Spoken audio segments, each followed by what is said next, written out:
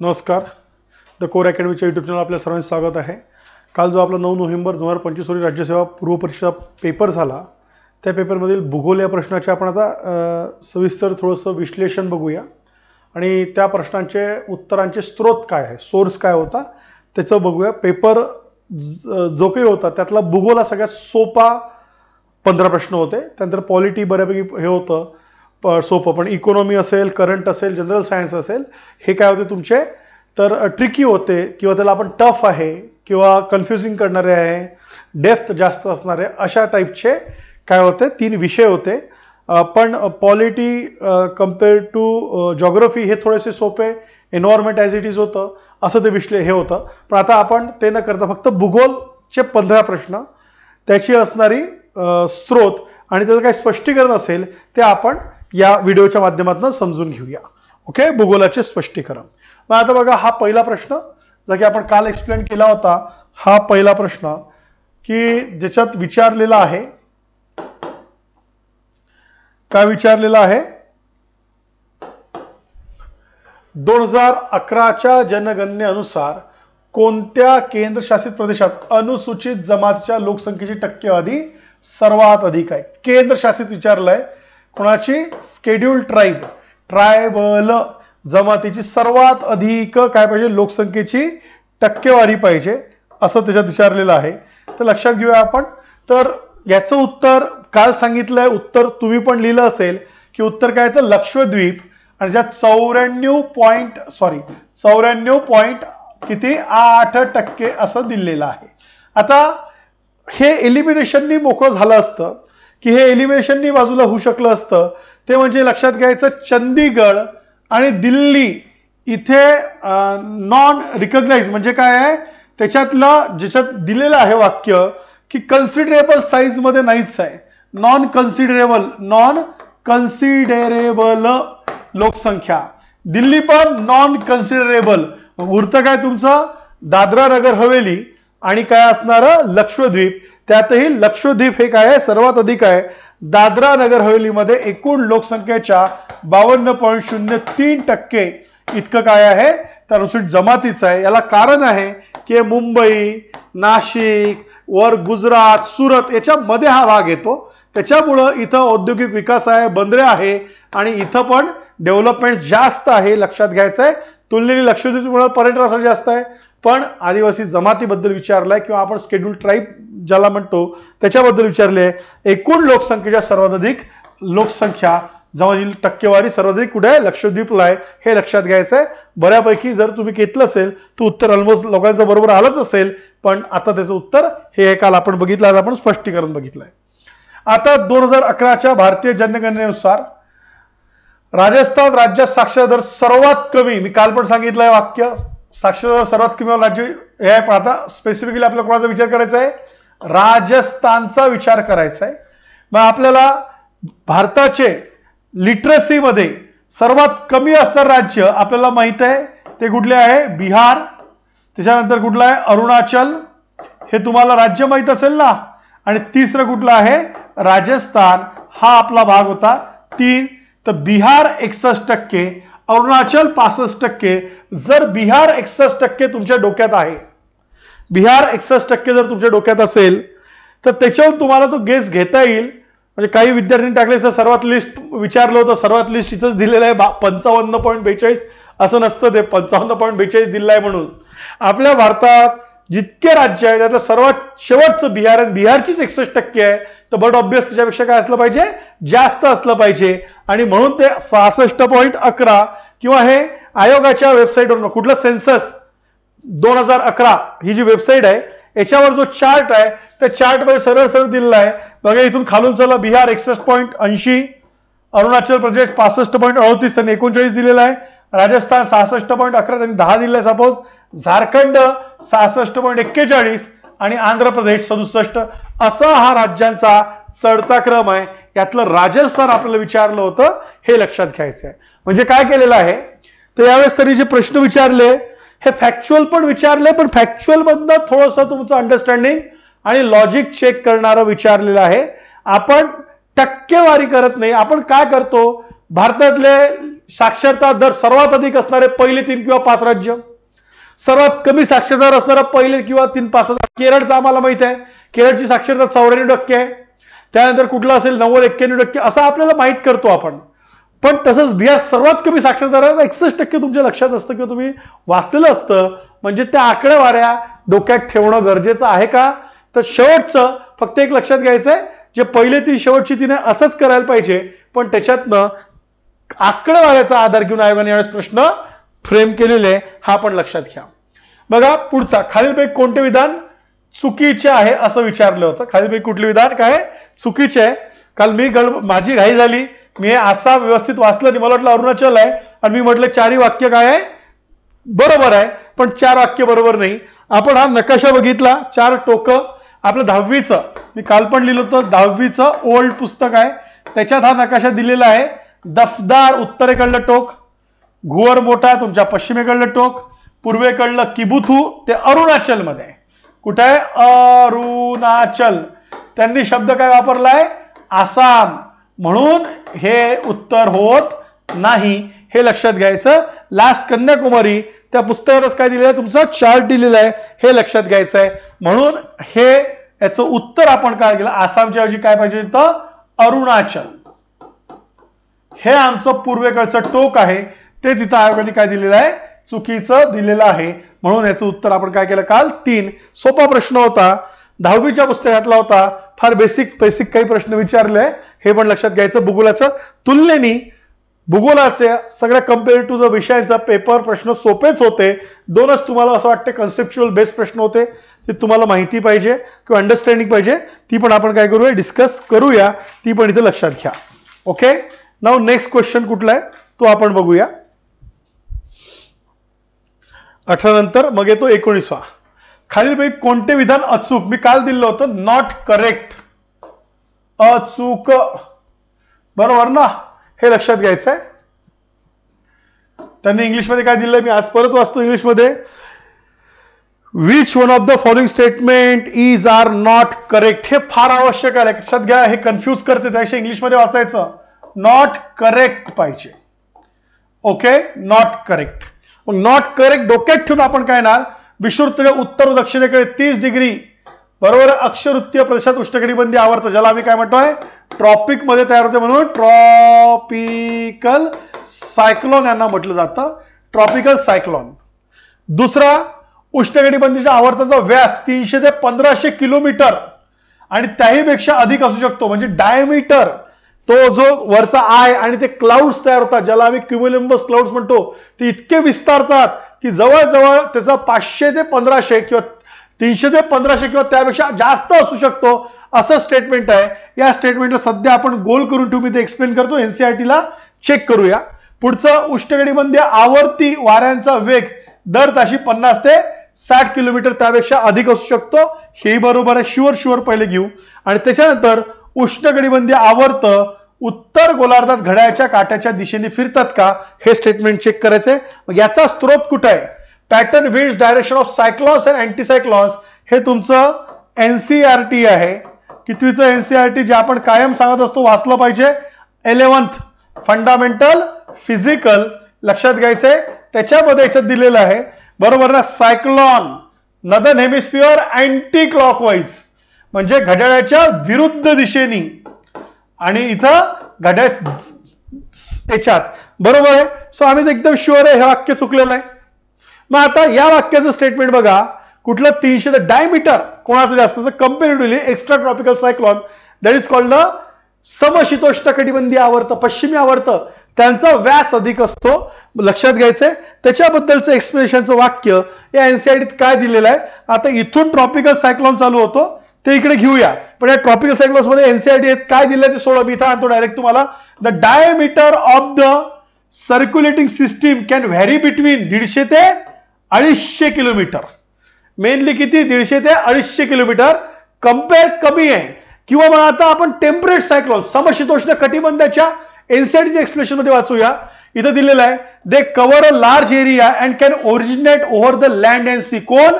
Temperate बद्दल बोलताय व आधीचं. whereas the tropical उष्णकटिबंधीय आवर्त originate only on the sea and reaching the land they dissipate. म्हणजेच काय, त्याचं डायमीटर काय होतं, कमी होतं. The extra tropical cyclone affects the much larger area as compared to tropical cyclone. हे लक्षात घ्यायचं आहे.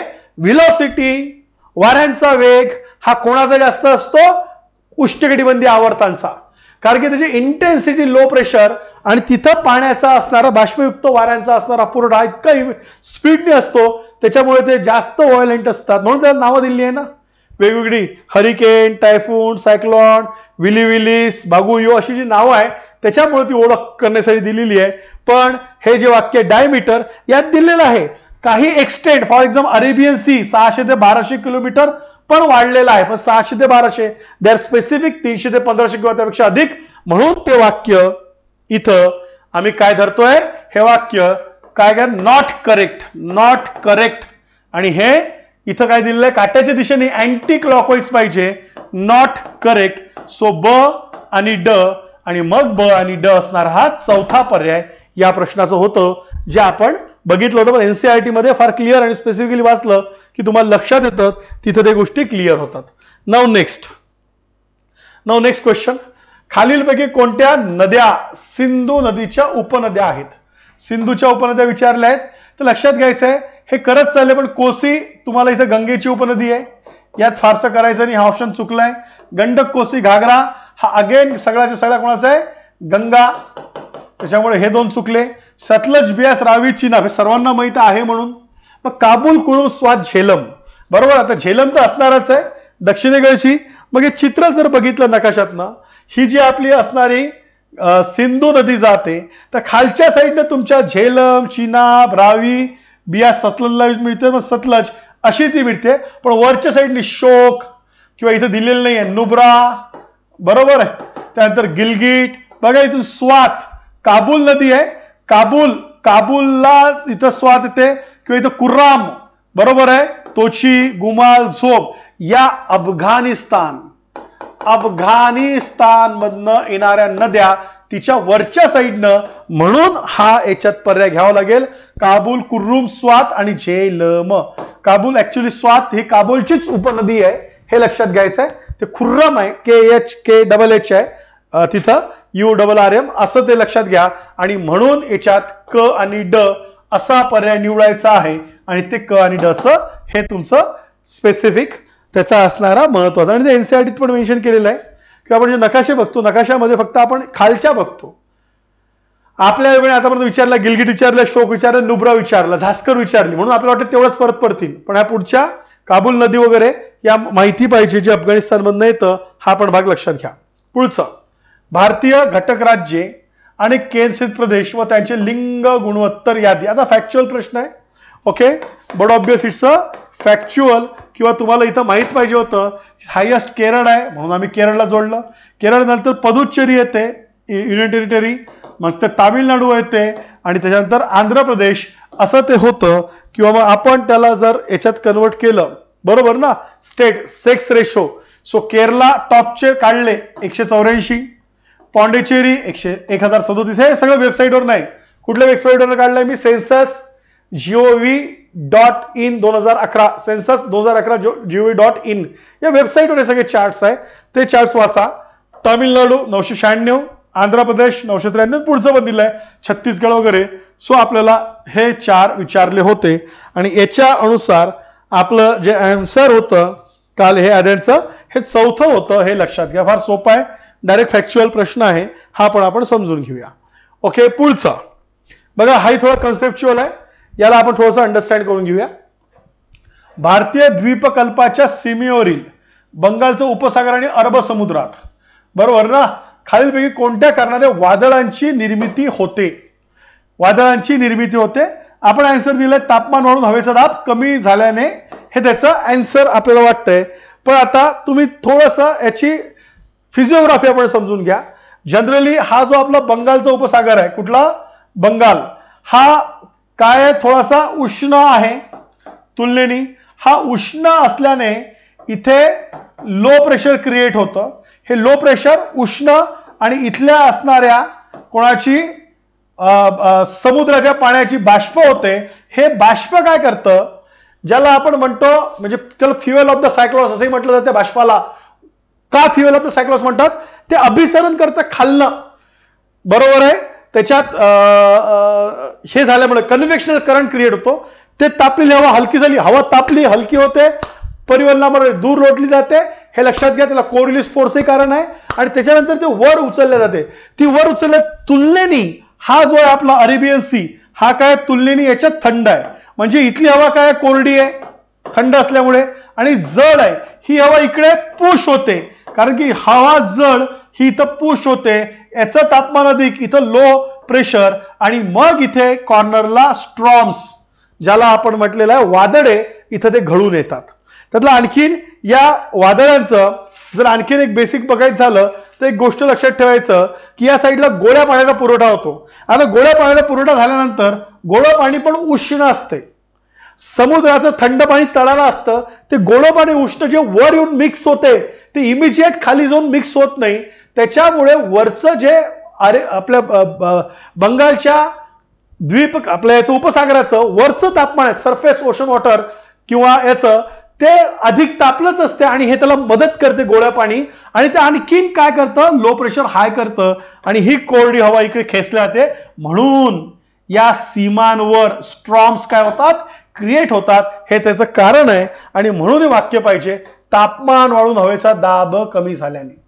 तापमान वाढून हवेचा दाब कमी झाल्याने, हे त्याचं आन्सर इथे आपण म्हटलेलं आहे.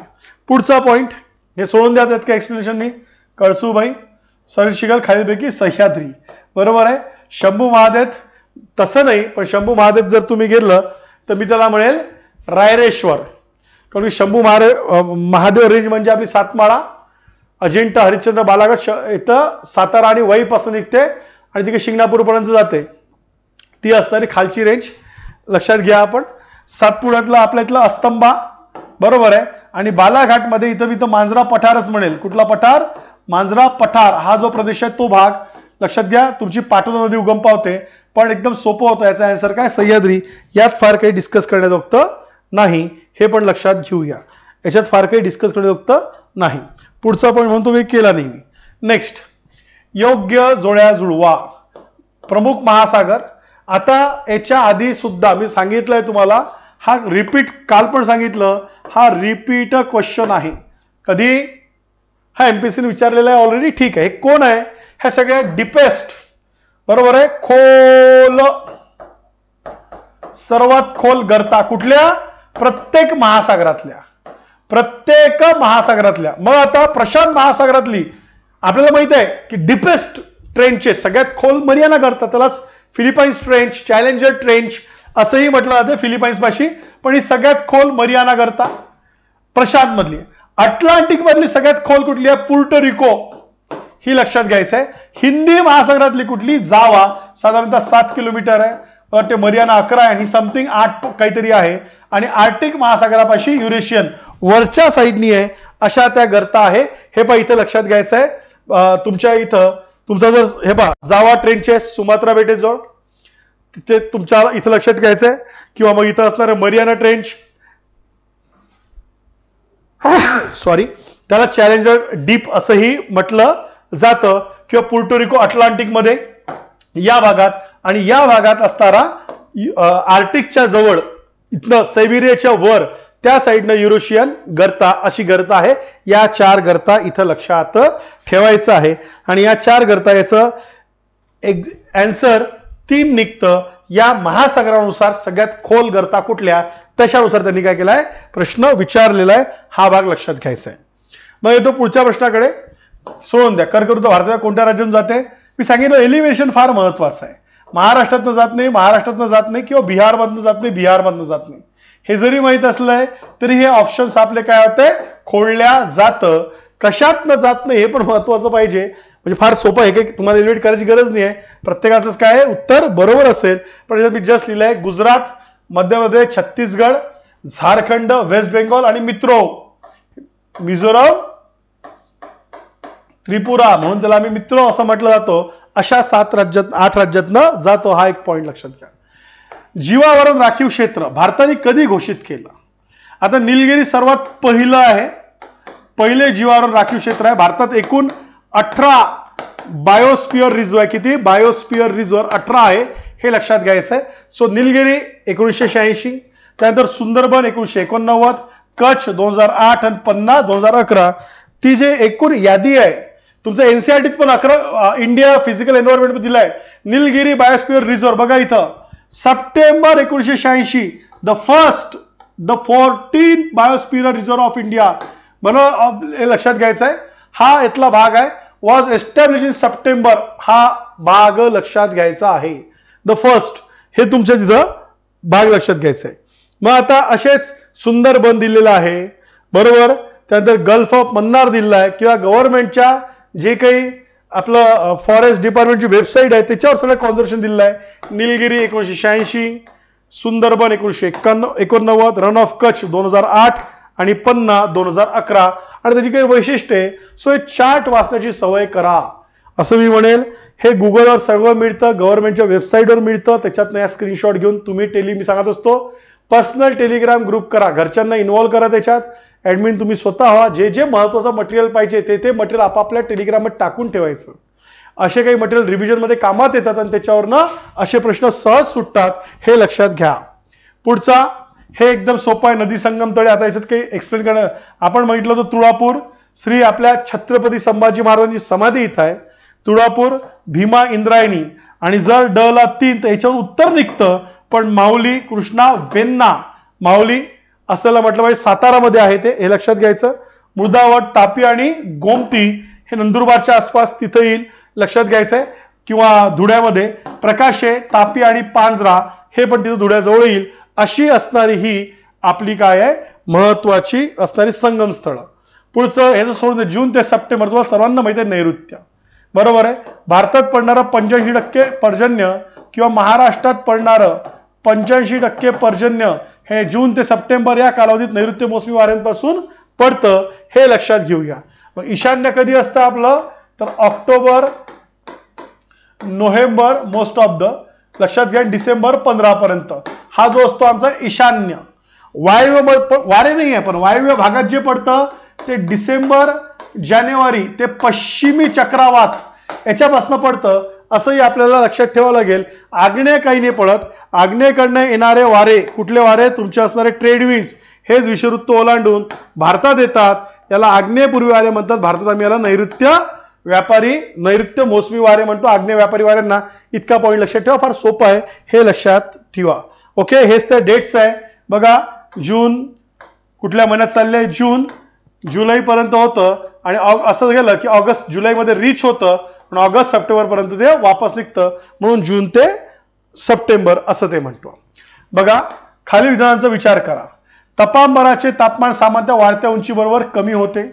मग याच्यातला हा स्टेटमेंट बघा, एनसीईआरटी इथं दिलेलं आहे. बरोबर 18 किलोमीटर आहे. The temperature in this layer troposphere decreases at the rate of 1 degree Celsius for every 165 metre असं दिलेलं आहे. म्हणजे उंचीनुसार काय होते, कमी होते. दुसरं स्टेटमेंट काय दिलेलं आहे याच्यात, दुसरं स्टेटमेंट काय, तर तपांबरे सूर्याकडून, बरोबर ना. आता सूर्य इथं काय करतात, हे लघु लहरीत येतात. मग आपली पृथ्वी काय करते, हीट ऍब्झॉर्ब करते आणि याला दीर्घ लहरी स्वरूपात सोडते. आणि ह्या याच्यानुसार पृथ्वीचं हवामान खालून, पृथ्वीचं वातावरण खालून वर काय केलं जातं, तापवल्या जातं, हे लक्षात घ्या. म्हणून दोन्ही विधाने बरोबर. आणि दुसरे विधान पहिल्या विधानाचं योग्य स्पष्टीकरण आहे. हा सुद्धा भाग इथं लक्षात ठेवूया, हा भाग लक्षात घ्या. लास्ट बट नॉट लिस्ट, खडकांचा प्रकार रासायनिक पद्धतीने निर्मित आहे. त्याला जलजन्य खडक, यांना हायड्रॉस म्हटला आपण, याला म्हणतो सेडिमेंटरी रॉक सिंपल भाषेत. याचा असर आपण काल म्हटलं होतं जिप्सम आहे. मग आता इथे बघा एनसीईआरटीचं प्रेझेंटेशन सेडिमेंटरी रॉक्स दिलेला आहे. The word sedimentary derived from the Latin वगैरे सोडून द्या. आता depending upon the mode formation, तो कसा तयार होतो, मेकॅनिकली फॉर्म म्हणजे कायिक प्रकारे, भौतिक प्रकारे. त्याचे एक्झाम्पल्स दिलेले लाइमस्टोन, शेल, लोएस, कॉग्लोबरेट म्हणजे रेती खडक, किंवा ऑर्गॅनिकली फॉर्म ऑर्गॅनिकली किंवा सेंद्रिय खडक ज्याला म्हणतो मी, दगडी कोळसा, बरोबर आहे, चॉक, लाइमस्टोन, कोल इटीसी. आणि परत दिले chemically form, chert, limestone, halite, potash are some examples. ह्याचाच एक्झाम्पल केमिकली सेडिमेंटेड रॉक लक्षात घ्यायचं आहे. बरोबर आहे. हायड्रोल फॉर्मेशन म्हटलं तर हायड्रेशन फॉर्मेशन कॅल्शियम सरफेसचं याच्यात असतं, पण याच्यात स्पेसिफिकली म्हटलंय आपण की जिप्सम इन अरिड कंडिशन, कुठल्या शुष्क भागात क्षाराचं संचयन होऊन, बरोबर, क्षार संचयन कशामुळे होणार क्षाराचं, कारण की अरिड अँड ड्राय भाग इव्हॅपोरेशन होऊन जाणार, बाष्पीभवन, बाष्प पाण्याचं होऊन गेलं तर पाण्याचा क्षार साचत साचत जाईल ना, आणि जिप्समचं फॉर्मेशन होत जाईल, हे लक्षात घ्यायचं आहे. आणि म्हणून हा आपलं जिप्सम आपण इथं कुठला रासायनिक प्रक्रिया दाखवला खडक, ग्रॅनाइट अग्निजन्य खडक आहे. त्यात कुठला इंट्रसिव्ह, शेल आणि पंकाश्म हे लक्षात घ्यायचंय. हे बस स्तरित खडक आहे, पण शेल आणि पंकाश्म हे तुमचे कायिक प्रक्रिया मेकॅनिकल प्रोसेसमुळे तयार होतात. त्यातले आता कशावरनं डिसाईड केलेलं आहे त्यांनी, याच्यावरनं ते त्याच्यातले कण, मातीचे कण किंवा खडकातले कण किती जवळ जवळ आहे, बरोबर, किती सूक्ष्म आहे, त्याला म्हटलं जातं सूक्ष्म कणार्धी, मध्यम, अतिसूक्ष्म असा त्याचा प्रकार आहे, त्याच्यात हे येतात. म्हणून gypsum is the only answer. So अशा प्रकारे आपले 30 प्रश्न इथे 15 प्रश्न भूगोलाचे मी जस्ट सिंपल सोर्सेस दाखवलेले आहे, खार फिरून प्रश्न विचारलेले नाहीये, सोपे स्ट्रेट फॉरवर्ड प्रश्न आहे. त्याच्यामुळे याचे आन्सर मी संभाव्य उत्तरं आणि त्याचं काय स्पष्टीकरण होऊ शकतं हे आपण या व्हिडिओच्या माध्यमातून बघितलंय. जे विद्यार्थी मेन्सची तयारी करत असाल, पुढच्या वर्षी करणार आहे, ते जाता फक्त देतो की उद्या 11 नोव्हेंबरला दुपारी 2 वाजता भूगोलाचं ऑप्शनलचा free introductory lecture session offline online, free offline online हे लेक्चर आहे. आपलं ऑफिसचा पत्ता आहे किंवा क्लासचा पत्ता आहे B wing 4th floor Narayan chamber near Narayanpeth police चौकी नारायणपेठ असं त्याचं आहे. तुम्ही इथं आला तर दुपारी मी सिलेबसची एक PDF देईल, प्रिंटेड देईल आणि PDF पण टाकेल की ऍक्च्युअल सिलेबस काय आहे ऑप्शनलचा. आता यावेळेस तर ऑप्शनल म्हणजे 4च महिने उरलेले आहे तुमच्या मेन्ससाठी, पण पुढची मेन्स आपली नोव्हेंबरमध्ये असणार. जे विद्यार्थी आता पुढची तयारी करतील त्यांच्यासाठी ही बॅच जास्त उपयुक्त होईल, हे पण लक्षात घेऊया आपण. तर अशा दृष्टीने नवीन बॅचचं नवीन इंट्रोडक्शन सेशन, रेग्युलर बॅच 13 नोव्हेंबरला चालू होईल, पण इंट्रोडक्शन लेक्चर म्हणून जॉग्राफीचं ऑप्शनल हे उद्या आहे, हे पण लक्षात घ्या. So wish you all the best आणि लाईक शेअर सबस्क्राईब करायला विसरू नका.